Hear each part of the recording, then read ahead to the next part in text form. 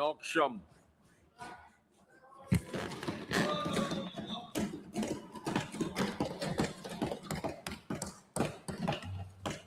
अब अपनी रूह के छालों का कुछ हिसाब करूं। मैं चाहता था चरागों को आफताब करूं।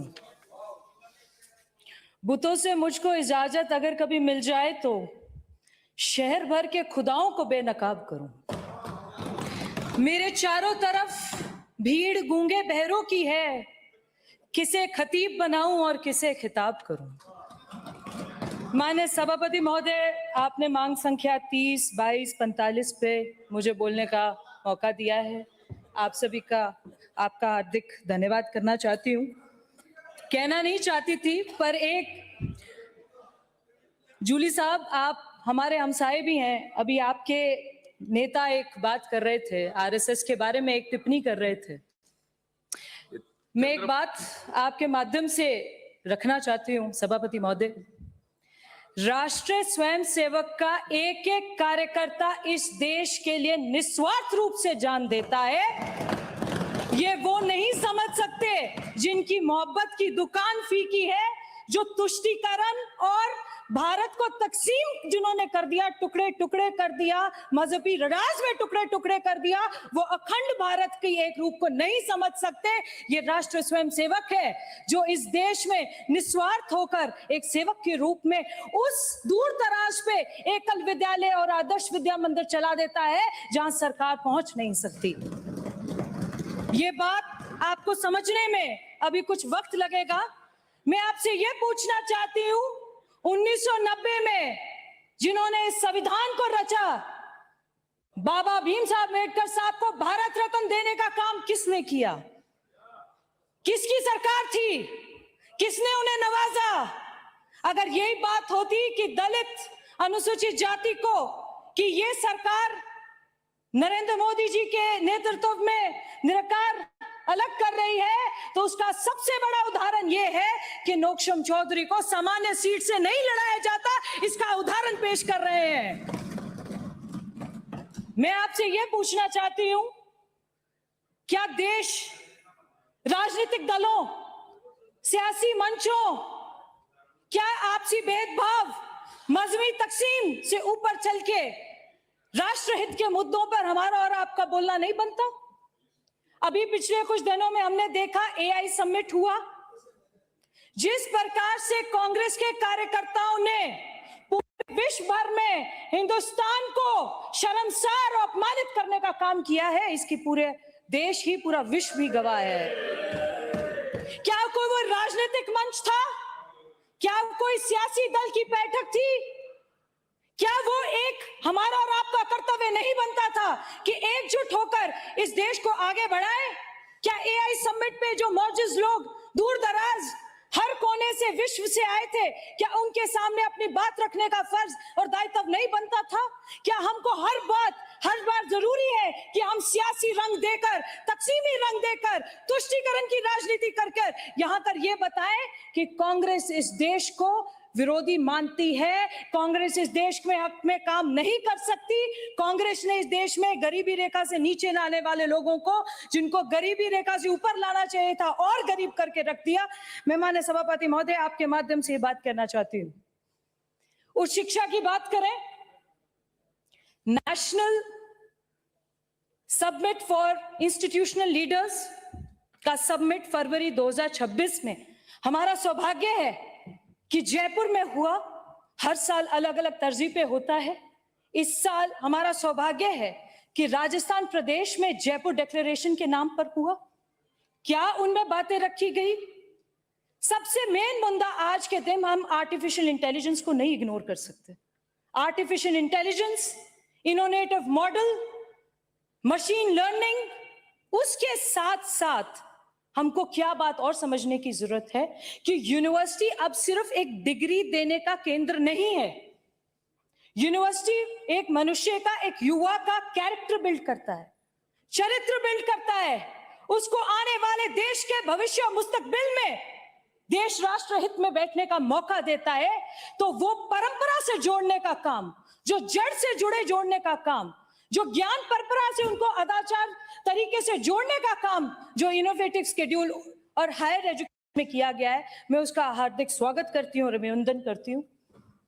मैं कांवा विधानसभा से आती हूँ, 80-85 किलोमीटर है दिल्ली एनसीआर से, और बड़ी बात यह थी पिछली सरकार में शिक्षा मंत्री थी, ज्यादा दूर जाने की जरूरत नहीं है। जो महाविद्यालय उसकी भवन बना नहीं था, उसका उद्घाटन करके चली गई, क्योंकि उसका श्रेय लेना था। भवन का निर्माण तो होने देती। अगर आपको इतनी चिंता थी तालीम की, तो आपने अपनी कौम को आगे बढ़ने का हौसला क्यों नहीं दिया? आपने उस क्षेत्र को लिटरेसी रेट से क्यों नीचे रखा?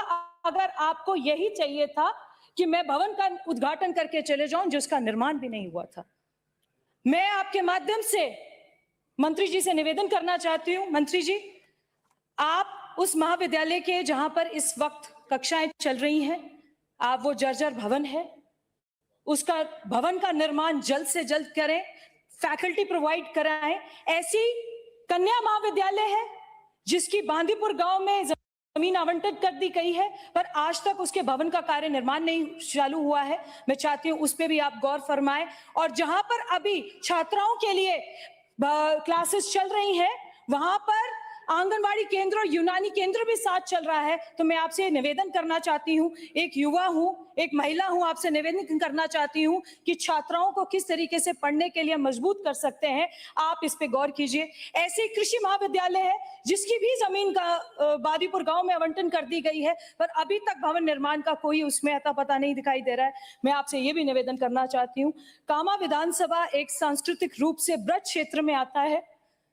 ब्रज क्षेत्र की संस्कृति तहजीब की खूबसूरती निखारने के लिए संस्कृत विश्वविद्यालय की मैं आपसे डिमांड करती हूं, ताकि ये जो देश भर से श्रद्धालु आते हैं, आप उसकी जो हमारी धरोहर है उसे और आप आगे बढ़ाएं और उसे और लोगों में पहुंचाएं। लोगों की आस्थाओं के जो केंद्र हैं उनको आप स्वीकार करते हुए उस मरकज को देखें। मैं आपसे ये भी निवेदन करना चाहती हूँ, हमने पिछले साल ग्रीन बजट दिया, चलिए कोई बात नहीं, हमारे जो सामने बैठे लोग हैं उनको हर किसी से दिक्कत है, श्री राम से तो है ही, अब नमो से भी है।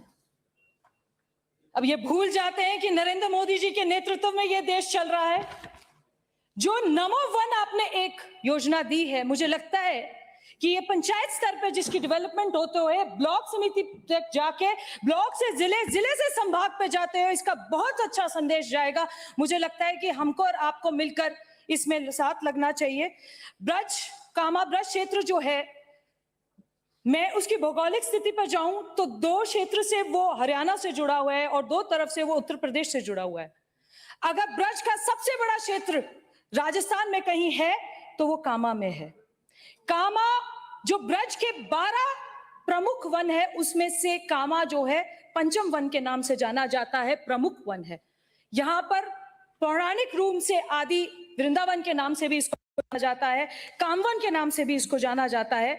और यहाँ पर इतने ऐसे वन के क्षेत्र हैं जो संरक्षित हैं, जो बहुत पुराने काल से उस पे काम किया जा रहा है, उनको संरक्षित किया जा रहा है, जिसमें केदारनाथ के जो बिलौन पंचायत में आता है, कामवन कामा में कदम खंडी जो कंवाड़ा पंचायत में आता है, भोजनसाली चरण पहाड़ी जो कामा की नगर पालिका क्षेत्र में आता है, बद्रीनाथ जो कामा से कुछ ही दूर है, लुकलुक कुंड पर, वहां पर सहूलियत है। पर मैं आपके माध्यम से मंत्री जी एक निवेदन करना चाह रही हूं, ये वन संरक्षित और खनन प्रतिबंधित क्षेत्र है। यहाँ पर पिछले कई समय से कई पंचायतों में निरंतर रूप से अवैध वन संरक्षित क्षेत्र में अवैध खनन चल रहा है।